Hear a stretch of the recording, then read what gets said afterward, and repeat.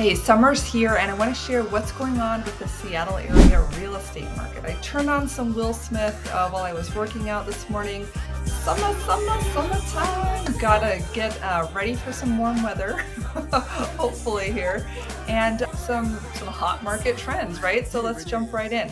So I want to share with you here on my screen, I have Infosparks, which is our monthly update from the Northwest MLS. This is where all the data is.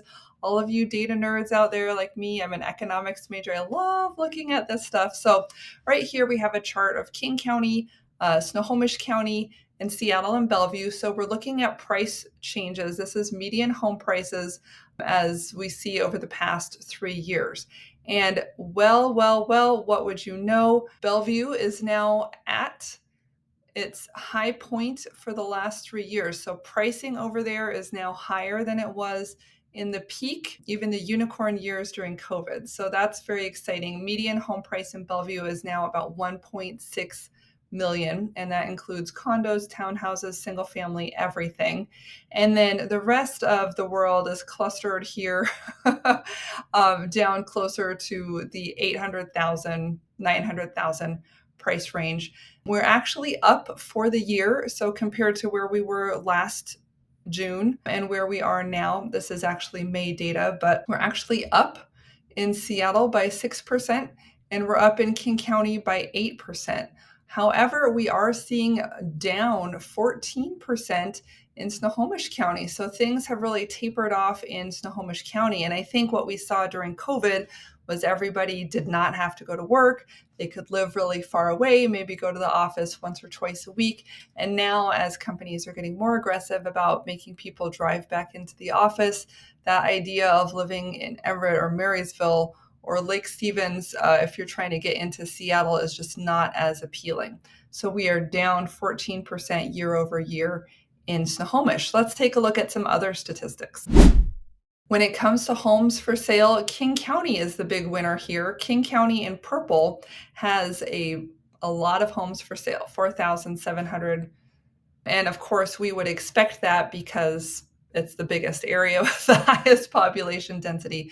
What I want you to look at more is kind of the slope and how this relates to where it's been in the past. So we have a big surge like we have had in the past and other springs. Typically, this kind of peaks in the fall because we have a lot of people bringing their houses to market in the spring and a lot of sales happen in the spring. But we have people bringing their houses to market. Oh, maybe they're starting now. The weather is getting nice. Let's put the house on the market, get it fixed up and do it. But we have fewer buyers who are typically looking for a home at this point in the market cycle. So we tend to build up inventory and have more homes sticking around longer during the summer. So if you are a buyer and you don't like that feeling of being rushed and having multiple offers on anything or everything, this summer is a really good time to be looking because there's just not quite as much pressure to act fast and there are more homes to choose from. So that's a really nice thing. And of course, where is it the tightest? In Bellevue. But we are up with more homes for sale than we did have last year, all across all the markets here. Closings as well. We've had a lot of closings. Looks like we're at a higher clip, more closings than we had at this time last year. So last year, the story was really the locked-in effect because of the change of interest rates and the decline of prices. It looks like we're getting back to our normal expected transaction volumes, although not as high as we were kind of during those unicorn years during COVID when everybody and their brother sold their house. How long is it taking to sell? Well, the median is just a little bit less than a week. So that means at least half of the people are selling in the first week. But if we take a look at the average, we can see that that's a pretty tight number too, 2 to 3 weeks here on average. So if your home is sitting on the market for longer than this, you know you've got a problem with your condition of your home, the marketing of your home, or the pricing of your home. So take a look at those things and troubleshoot there.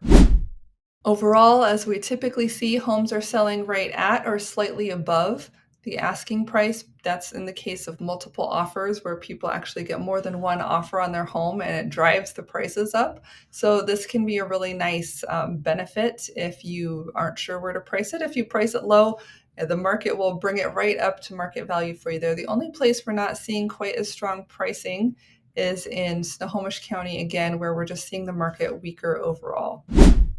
I like to look at the inventory sometimes. That's very interesting to see if this is going up. Typically, a higher inventory means a weaker market for sellers and more options to choose from for buyers. So we can see that this has been going up and is now higher than it has been for the last several years. So great news for buyers. There is more inventory for you to choose from at the moment. It looks like that usually lasts throughout the summer and will start going down again in the fall. So summertime,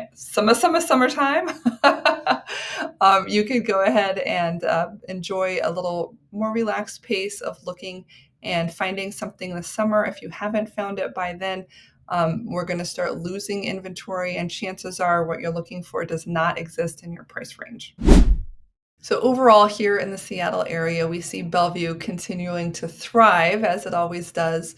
We see Snohomish County having a little bit of signs of weakness. Not as many people are willing to live further out from Seattle and Bellevue, where they're going to have to be driving in longer to work now that the back to work issue has been forced a little bit by some of these big companies in the city. Overall, we see a slightly softening market, but still great pricing, and we are at and above historic levels on home prices. So we can see that any concerns about wishing for the market to crash or waiting for home prices to go down doesn't seem like that's in the cards for us. And national pundits continue to predict home prices will be going up when we see homes selling in less than a month and on average in a week. We just know that we're still in the seller's market. So if you have any questions about buying or selling a home, I hope you'll visit me at homeproassociates.com. This has been Emily Cressey, your local real estate agent, always here to help you. Drop me a comment if you have any questions, and otherwise I'll see you on the next video.